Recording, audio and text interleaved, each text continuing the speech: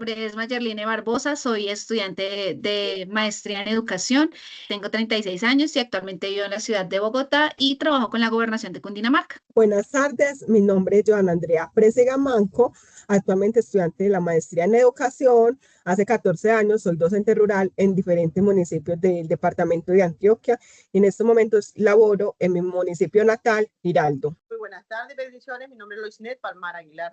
Soy docente de una población netamente indígena, estudiante de la maestría en educación.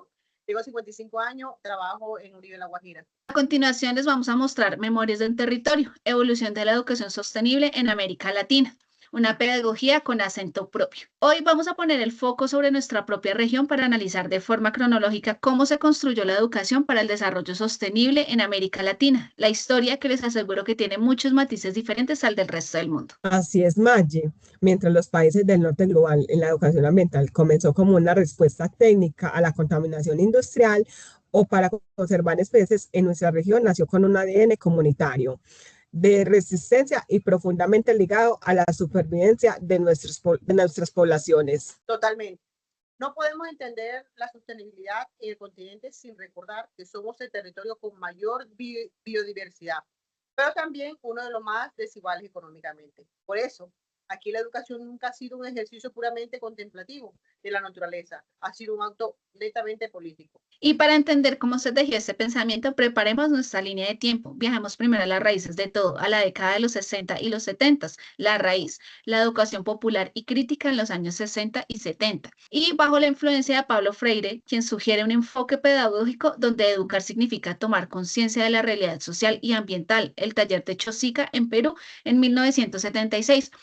El primer hito regional se declara en América Latina como los problemas ambientales no vienen del derroche, sino de la insatisfacción de las necesidades básicas, donde lo muestra en el Tratado de Río de Janeiro en 1992. Las organizaciones civiles latinas lideran el Tratado de la Educación Ambiental para Sociedades Sostenibles, consolidando una visión contra la hegemónica, las leyes e institucionalización en los años 70. En los años 90. Los ministerios de la educación y el medio ambiente de la región integran en la educación ambiental formalmente en las legislaciones nacionales como en Colombia y en Chile, el giro ancestral e intercultural del siglo XXI. Emergen las corrientes del buen vivir e investigaciones situadas en las que integran el pensamiento de las comunidades indígenas, afrodescendientes y la mitigación del cambio climático. En la semilla crítica y el taller de Chosiga, años 60 y 70, empecemos por los cimientos. A finales de los 60 y principios de los 70, Latinoamérica estaba convulsionada por movimientos estudiantiles, la teoría de la dependencia y la teoría de la liberación. En ese cultivo, la figura del pedagogo brasileño Paulo Freire es crucial. Su propuesta de una educación dialógica y crítica hizo entender que el entorno natural y el entorno social no se pueden separar. Exacto. Los primeros educadores ambientales de la región se dieron cuenta que no tenía sentido enseñarle a una comunidad rural a cuidar los árboles si esta misma comunidad sufría desnutrición, alfabetismo, despojo de sus tierras. Educar ambientalmente era ante todo concientizar y transformar para una realidad. Y eso se vuelve una doctrina oficial de la región en un evento que a veces la historia global olvida, el taller subregional en la educación ambiental de Chosica en Perú, celebrado en marzo de 1976. Chosica fue una revelación. Allí, delegados de varios países latinos plantearon una discrepancia frontal con los países ricos, sostuvieron que, a diferencia del hemisferio norte, donde la crisis ambiental nacía de la abundancia y el consumismo desmesurado, en Latinoamérica la degradación ambiental es causada por la insatisfacción de las necesidades básicas. Es decir, el desempleo, la insalubridad, la pobreza, también eran problemas ambientales porque empujaban al deterioro de los territorios. Desde ese momento, la educación ambiental en nuestra región se definió como integral, social y profundamente transformadora. El estallido de Río en el 92 y la ola legislativa en los años 80 y 90, tras una década de los años 80 muy difícil, marcada por la dictadura y la crisis económica que silenciaron muchas iniciativas comunitarias, llegaron a los años 90, el gran punto de inflexión internacional que ocurre en 1992 con la Cumbre de la Tierra en Río de Janeiro, en Brasil. En el Río pasaron dos cosas en paralelo. Por un lado, los gobiernos firmaban un convenio.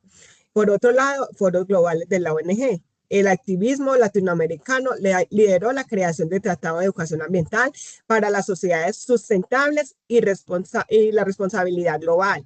Ese documento dejó claro que la educación para el desarrollo sostenible no era ser un instrumento de mercadotecnia de las empresas, sino una herramienta de justicia social. Es fascinante cómo este tratado defendió que la educación ambiental no es neutra, sino ideológica.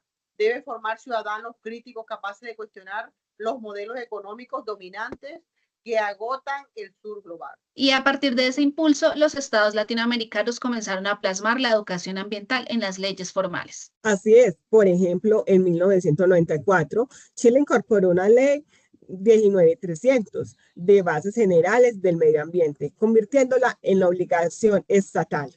Ese mismo año, Colombia expidió un decreto 1743 de 1994, dando vida al PRAE, Proyectos Ambientales Escolares, una estrategia pionera para las escuelas que diagnosticaran y propusieran soluciones a problemáticas ambientales de su entorno inmediato. Una institución en los ministerios de Educación y el Medio Ambiente. Y en el siglo XXI, la interculturalidad y el cambio climático.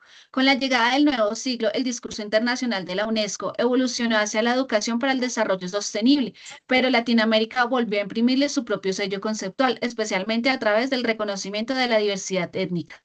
Entrando en los años 2000, los saberes de los pueblos originarios afrodescendientes tomaron el protagonismo pedagógico.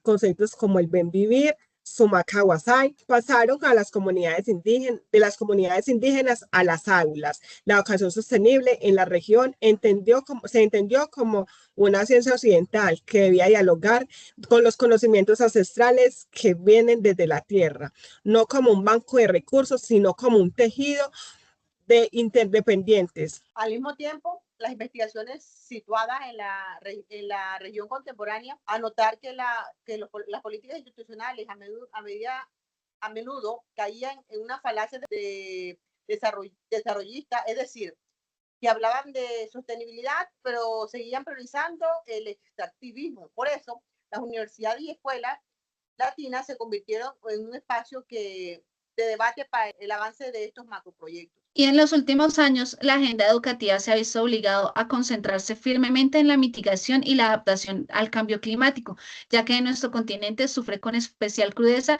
fenómenos extremos. Sí, la investigación reciente demuestra que las escuelas latinoamericanas ya no solo enseñan a reciclar, sino que preparan a las comunidades para enfrentar las sequías, las inundaciones y defender las cuencas hídricas, convirtiendo la resiliencia en competencias claves para la vida. En conclusión, el legado de las aulas latinoamericanas, hemos hecho un viaje de más de 5 décadas, desde la pedagogía liberadora desde los 70 en Chosica, pasando por las leyes nacionales de los 90 hasta la interculturalidad del siglo XXI.